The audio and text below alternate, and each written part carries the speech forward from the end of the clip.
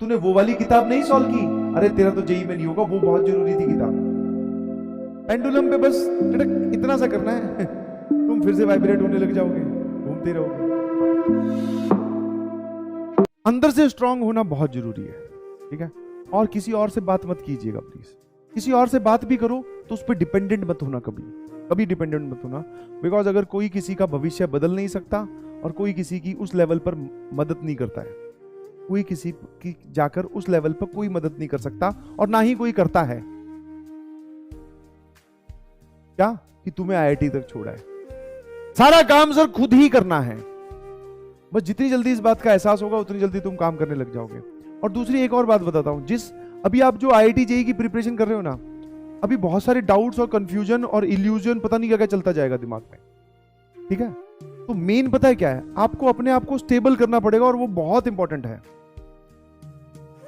और स्टेबिलिटी आपकी कोई भी, मतलब तुम्हारी स्टेबिलिटी जो है ना वो मीन पोजीशन, और तुम समझते होगे फिजिक्स के स्टूडेंट हो, पेंडुलम पे बस टिड़क इतना सा करना है तुम फिर से वाइब्रेट होने लग जाओगे, घूमते रहोगे।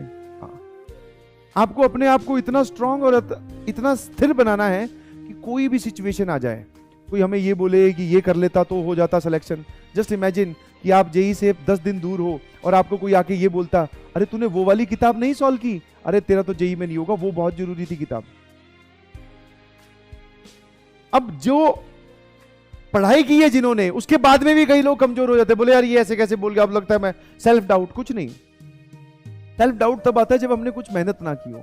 आप इतनी मेहनत करें, स्थिर रहें, अपने रिसोर्सेज पे विश्वास रखिए, बिकॉज इन्हीं रिसोर्सेज से आपसे भी वर्स्ट हालत, मैं पहले भी बोल चुका हूं, वर्स्ट हालत में रहते हुए, आपसे भी वर्स्ट हालत में रहते हुए बहुत सारे लोगों ने बहुत अच्छा जंप लिया है, बहुत अच्छा फोड़ के दिखाया है। अब बारी आपकी है, और इसके लिए हमने सर बहुत सर्च कर ली, बहुत चीजें समझ ली, बट लास्ट में सार यही निकल के आता है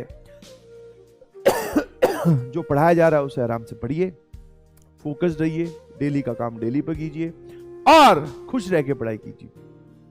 समझ में आया कि नहीं समझ में आया? खुश रह के पढ़ाई कीजिए और सेल्फ डाउट मत लाओ। समझ में आया कि नहीं समझ में? मैं जानता हूं, क्योंकि ये सब चीजें मैं भी सोच चुका हूं। सर मेरे नाम का नाम, जैसे किसी का नाम राहुल है, सर आज तक तो राहुल नाम के लड़के की रैंक 1 आई नहीं।